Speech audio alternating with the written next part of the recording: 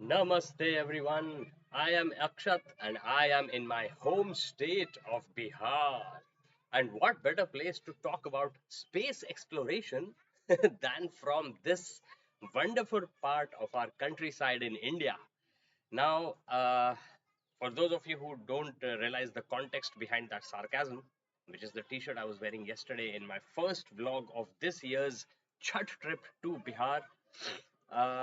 Basically, Bihar has historically, in the ancient days, been a very hotbed of educational growth, starting from the enlightenment of Buddha and the spread of Buddhism, the Gupta Mauryan empires, the fertile belt of the Ganges and Yamuna, actually the Ganga, because it meets with Yamuna in the eastern state of Uttar Pradesh at Prayagraj. So, because of the Ganga's fertility, this whole belt was a fountain of knowledge, of wisdom, and I won't say technological advancements as such, because these eras were way before the Industrial Revolution, after which we really started to get into the science and tech part of it. But at least in terms of philosophy, in terms of spiritual enlightenment, in terms of being a good human being, I think that was what uh, Bihar was all about. And the name Bihar comes from Vihar, which means a garden, like you can see in our neighbor's rooftop over there, and in our terrace below this one. So I am perched on the rooftop, and I think it's quite a juxtaposition to see how much, because of the huge population since ancient times, how much uh, disparity is there between various economic classes and between this state, Bihar, UP, West Bengal, Odisha, this belt of eastern India. I'm leaving the northeast states out of it because they are kind of geographically divided because of the Bangladesh part in between, after which the Seven Sisters are there, and it's just a narrow neck of India that joins us to the Seven Sisters, which is why, like I said, a geographical distinction separates them from this side. Plus, they have a very unique environment as well, which is more Himalayan than these plains, the Gangetic plains, and the coastal areas towards the Bay of Bengal. But like I said at the beginning, space exploration. So, why is this, at least to me, a great context for discussing space exploration?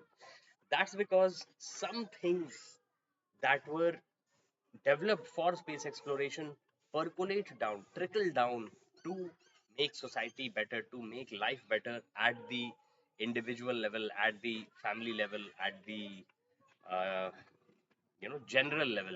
And one of those things is solar panels. So solar energy has started to become slightly mainstream in Bihar, more so in the rural areas where electrification was always a problem, and even after the villages were electrified, power supply remained erratic at best.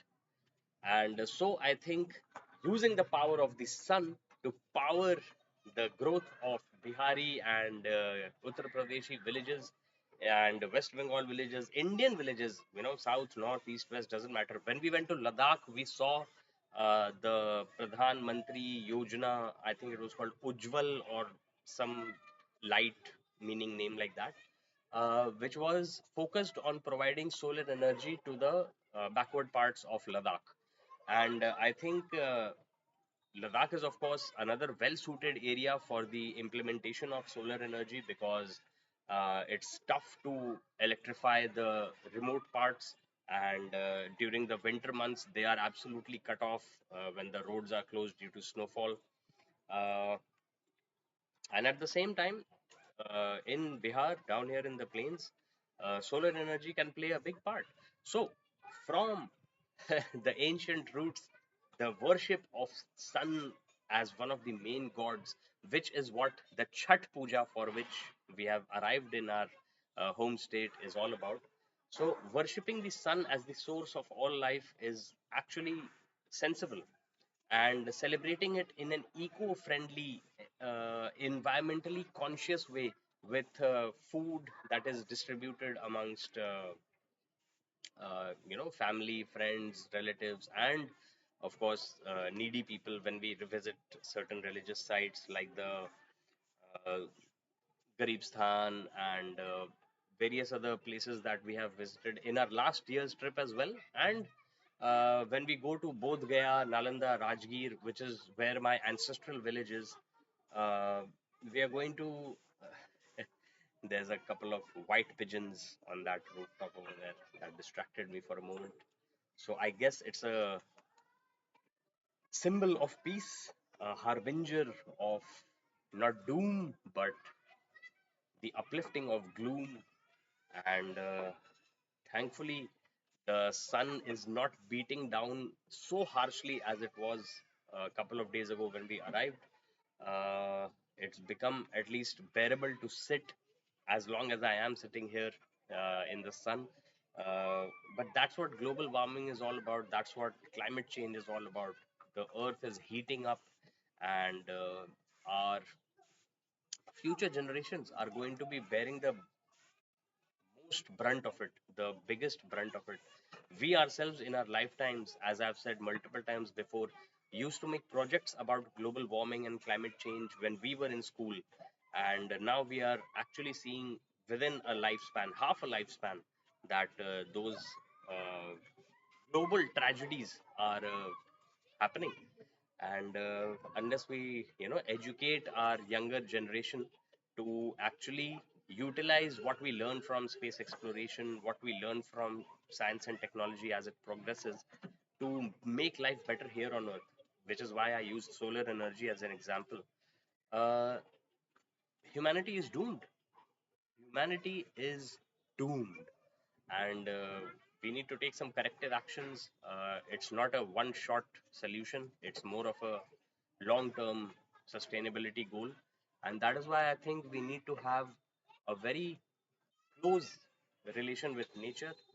And that is why we need to inculcate not just a spiritual embracing of our roots, our traditional roots, which were very, very connected to nature, but also have a very high regard for the future in terms of science and technology and how we can use it to improve our lives on Earth.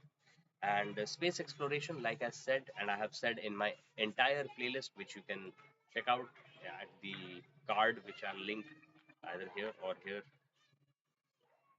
it'll appear in one of these corners. So you can check out my space exploration playlist, and if you like, we can get a conversation going.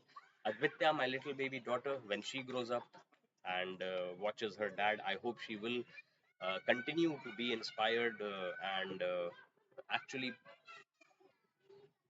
contribute towards making life better for humans. And with that, I think I will call it a day. There are many children in the neighborhood who are playing around with a puppy I have found. I'm guessing they have found this puppy because it doesn't seem like they've had it for a long time. Uh, okay then, I will call this vlog to an end over here. Check out my raps and rhymes, travel vlogs, all sorts of sports reaction videos, and Manchester United's woeful form, new manager Ruben Amorim, and my thoughts on basically life, the universe, and everything, as Douglas Adams wrote in The Hitchhiker's Guide to the Galaxy. Thank you so much for watching. And if you agree with what I said, let me know. If you don't agree, I guess you will let me know whether I want to know or not.